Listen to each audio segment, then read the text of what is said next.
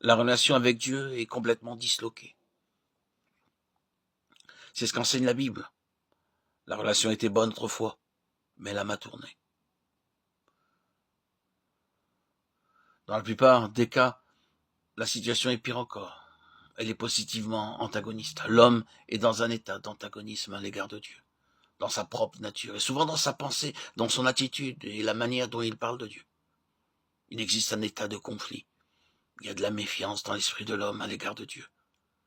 Beaucoup de ressentiments existent dans beaucoup de cœurs et nous pourrions aller encore plus loin, car la Bible va jusqu'à nous dire que, dans quelques cas peut-être nombreux, il y a même de la haine contre Dieu dans le cœur humain.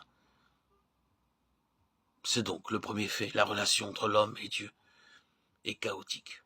Il est ruiné, disloqué ou rompu. Ce n'est pas tout. Il nous faut pénétrer à l'intérieur, aller plus au fond de cette question.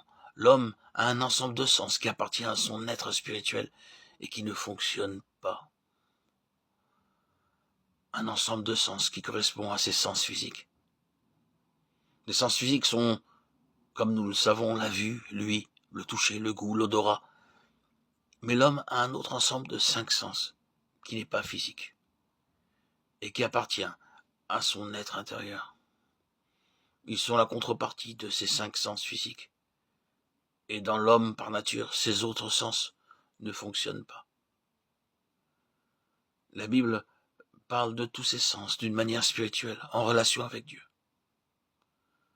La vue, la Bible parle de voir Dieu. Ce n'est pas du tout quelque chose de physique. On ne voit pas Dieu avec nos yeux naturels. Nous avons ce petit passage bien connu. Ceux qui ont le cœur pur verront Dieu. Matthieu 5,8. Ce n'est certainement pas une question physique. Lui, on peut entendre. Dieu spirituellement. Écouter sa voix. Mais certainement pas par le moyen de l'oreille naturelle ou physique. C'est là, dans notre cœur. Ce n'est pas une voix audible que l'on entend, mais quelque chose qui correspond à cela de manière spirituelle. Certaines personnes peuvent dire qu'elles ont entendu le Seigneur leur parler, et cependant, elles n'ont jamais rien entendu par leur oreille naturelle. Le goût. La Bible dit « Goûtez et voyez que l'Éternel est bon » Psaume 34,8. Et personne ne pensera que ce soit une question physique. L'odorat, enfin, cela semble difficile peut-être. Mais lorsque nous disons que nous sentons quelque chose, nous savons ce que nous voulons dire sans qu'aucun facteur physique n'intervienne. Nous entrons dans une pièce où les personnes présentées parlent entre elles. Tout à coup, elles se taisent, se regardent les unes les autres. Nous voyons de l'embarras sur leur visage.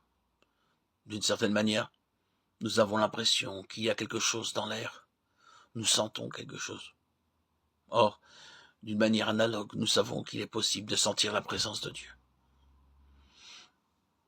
Il y a ainsi tout un ensemble de facultés spirituelles qui, lorsqu'elles occupent l'ordre et la fonction qui leur sont propres, servent à nous garder en contact avec Dieu.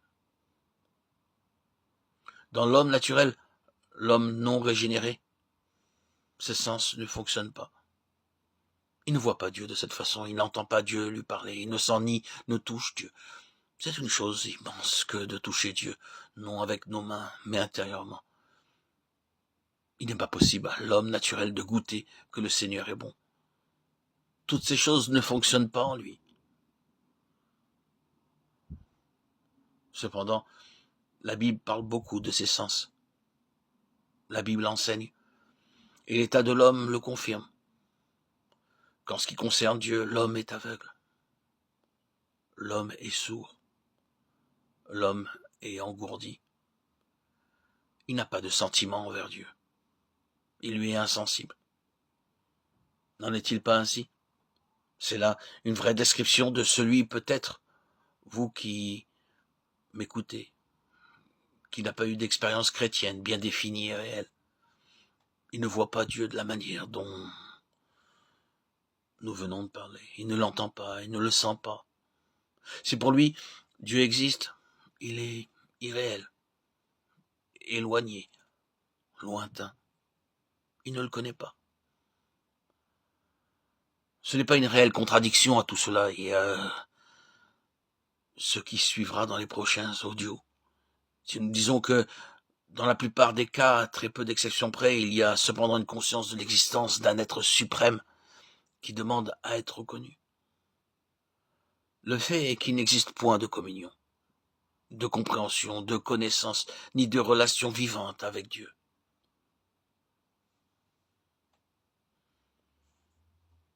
Mais la Bible va encore plus loin. Elle nous dit que par sa naissance naturelle, l'homme manque encore d'une autre chose qui correspond, puis-je employer ces mots, à son existence biologique, à sa vie. Nous avons une existence biologique que nous appelons vie. Or, le fait que le Nouveau Testament désigne par deux mots différents deux classes d'hommes est très significatif. Il emploie un mot, bio, pour désigner la vie naturelle, mais il ne se sert jamais de ce mot pour parler de la vie du chrétien. Pour désigner celle-ci, il emploie un mot entièrement différent, qui a une signification absolument autre. Ce que dit la Bible, c'est que l'homme, par nature, est dépourvu non seulement des fonctions de ses sens spirituels, mais qu'il lui manque ce qui correspond à son existence naturelle, c'est-à-dire la vie. En un mot, la Bible dit que l'homme est mort. Il est non seulement aveugle, sourd et insensible pour Dieu, mais il est mort. La mort s'est étendue sur tous les hommes. Romains 5, 12. Par nature, l'homme est mort pour Dieu.